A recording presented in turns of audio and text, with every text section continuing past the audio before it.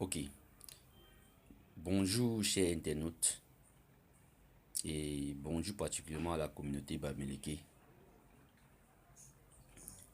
Vous constatez et vous êtes d'accord que nous sommes marginalisés au Cameroun et certains idiots se permettent de dire que nous n'allons jamais gouverner au Cameroun. C'est faux et j'invite tous fils et filles Bamileke de s'intéresser à la politique au Cameroun et prouver que nous pouvons et nous allons gouverner le Cameroun. Chers frères Bamileke, arrêtons d'être suiveurs. Arrêtons de suivre les autres. Cherchons à être des leaders. Nous sommes des leaders et non des suiveurs. André Luther me dit que c'est très dangereux de mentir, mais c'est pire de mentir en sachant qu'on ment. Pour commencer, il n'y a pas de classe moyenne au Cameroun. Il y a ceux qui gagnent des millions par mois et ceux qui vous demandent de vivre avec 36 000 francs par mois. Il y a quelques exceptions au milieu, mais il n'y a pas de classe moyenne au Cameroun. Le Cameroun a un problème de manger ensemble. Et c'est parce que certains n'ont pas la possibilité de manger avec ceux qui ont le pouvoir qu'ils ont commencé à questionner la gouvernance et pourquoi la richesse n'est pas également répartie. Ils ont voulu parler de programmes politiques, ils ont voulu parler de contenu. Ils se souviennent de ce que Thomas Sankara disait, il vaut mieux de l'eau portable pour tous que du vin pour quelques-uns. Et quand ils ont commencé à faire ça, on a tribalisé le débat pour pervertir justement le contenu. Je répète ce que j'ai dit. Il ne faut pas mettre dans la tête des Camerounais, c'est totalement cynique de mettre dans la tête des Camerounais que le tribalisme commence avec Maurice Kamto au Conseil constitutionnel. Cela signifie que les concepts d'autochtones et d'allogènes inscrits dans la Constitution par ceux qui tiennent le régime actuellement sont du fait de Maurice Kamto. Cela signifie que quand Jacques Femendongo du RDPC disait dans les années 90 au sud, mes frères du village, dressons-nous contre l'envahisseur de l'ouest, c'était à cause de Maurice Kamto.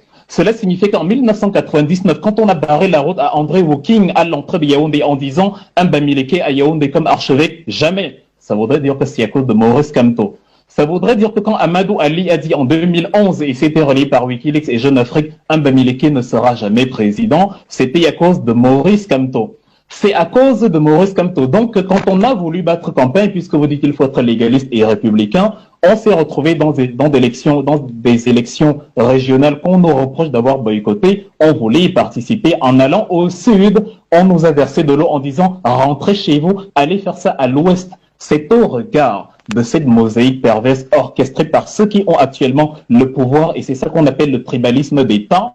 C'est au regard de cette mosaïque que Maurice Kamto pose la question, est-ce que pour que je sois accepté au Cameroun, il faut que je sois de cette ethnie-là, la fameuse ethnie qui est donc devenue le peuple élu au Cameroun? Luther Meka a dit dernièrement que Paul Biya est au-delà de Jésus-Christ. Ça tombe très bien. Jésus-Christ a dit dans la Bible, de façon métaphorique, détruisez ce temple et en 3 jours, je le redresserai. Ils sont allés dire devant Ponce Pilate que Jésus a dit, je peux détruire le temple et le rebâtir en 3 jours. C'est la même méthode des pharisiens que André Luther Meka matérialise sur le plateau ici. Donc, si Paul Biya est Jésus-Christ, il est donc son pharisien, le cas échéant. Il ne faut pas pervertir ce que vous avez compris pour des fins politiques, alors que vous savez que ce n'était pas l'esprit derrière. Maurice Kamto demande désespérément pourquoi est-ce que vous me marginalisez? Je suis un Camerounais comme tout le monde, j'ai le droit de vouloir le pouvoir comme tout le monde. On n'a pas à dire à ceux qui votent pour moi et qui ne sont pas de mon ennemi, que fais-tu dans les choses des Bamileke? Il dit alors, s'il faut donc un concours, parce que finalement, manifestement, on dirait que le bon Camerounais, c'est le Camerounais du peuple élu. S'il faut un concours pour être du peuple élu, ok, je vais le passer, il n'y a pas de problème. Si vous cataloguez Maurice Kamto comme tribaliste parce qu'il a dit ça, traitez-moi donc de tribaliste tout à l'heure, puisque moi-même, j'ai posé la question, si un sociologue dit en soutien justement au même RDPC, même s'il ne l'affirme pas, que les revendications du MRCO de la diaspora sont des revendications Bamileke, si je sais pas, un intellectuel prétendument qu'on a nommé justement vice-recteur parce qu'il insulte copieusement, parce que c'est un peu ça au Cameroun, dit que ceux qui revendiquent sont une secte barami. Ok, ça nous renvoie donc à la conclusion selon laquelle les Bamileke sont les seuls à avoir les yeux suffisamment ouverts pour comprendre que on ne peut pas payer une chambre à 25 millions la nuit à Genève pendant que Monique Oumat et qu'elle meurt avec 2 jumeaux dans le ventre sur le parvis de l'hôpital La Cantini de Yaoundé. Moi-même, je prends bon sur moi et j'assume de poser la question, si c'est ça le peuple bamileke, un peuple aussi noble, moi-même j'ai envie de passer le concours pour être bamileke parce que j'aimerais être aussi noble que eux. Il ne faut pas pervertir le débat de cette façon.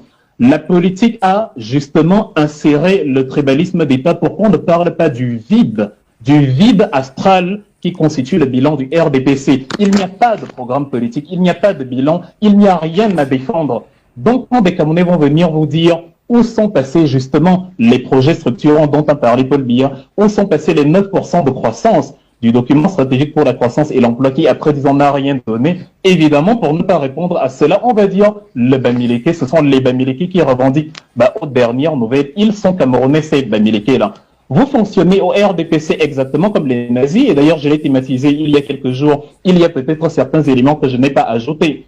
Les gens qui se revendiquent du RDPC ou prétendument de la société civile et qui viennent parler justement en soutien au régime fonctionnent comme Joseph Goebbels dans l'Allemagne nazie et se prétendent éducateurs. Sachez que même Joseph Goebbels a été nommé ministre de l'éducation du peuple et de la propagande. Donc, il considérait que insulter les juifs, les amener dans les chambres à gaz, etc., c'était l'éducation du peuple. De la même manière, les biaïstes et leurs soutiens qui pervertissent le débat en parlant de sectes bahamiques, de tontinards, de zélotes, d'ethnofascistes et consorts, pensent aussi qu'ils sont en train d'éduquer le peuple. Et dans la même mouvance nazie, on élabore donc justement des règles de marginalisation. Et à la fin, on aboutit à ce qui s'est passé en Allemagne dans la nuit du 9 au 10 novembre 1938. On a appelé ça la nuit de cristal, dont on a vandalisé les magasins des Juifs. Comme ils ont vandalisé à San Mélima, on a chassé les Juifs des villes et on les a menés dans des camps. Comme ils ont chassé les gens des Bolova en voulant les ramener à l'ouest, et ainsi de suite. Vous ne pouvez pas, à des fins politiques, pervertir le débat parce que vous voulez garder la mangeoire, vous voulez conserver pour vous le vivre ensemble, et vous cachez derrière ce que Malcolm X disait en février 65, ils nous accusent de ce dont ils sont coupables, c'est cela être un criminel. Il n'y a pas de s'il y a un tribalisme offensif d'une part et un tribalisme défensif d'autre part, le RDPC, avec en tête de fil Paul Biya, pratique le troisième type de tribalisme qui n'a pas été mentionné ici, le tribalisme permanent. Mes chers frères et sœurs Bamileke, vous avez tous écouté la vidéo. N'oubliez pas de liker, de partager et de commenter pour donner votre point de vue pour que la vidéo aille très loin pour sensibiliser les autres. À bientôt.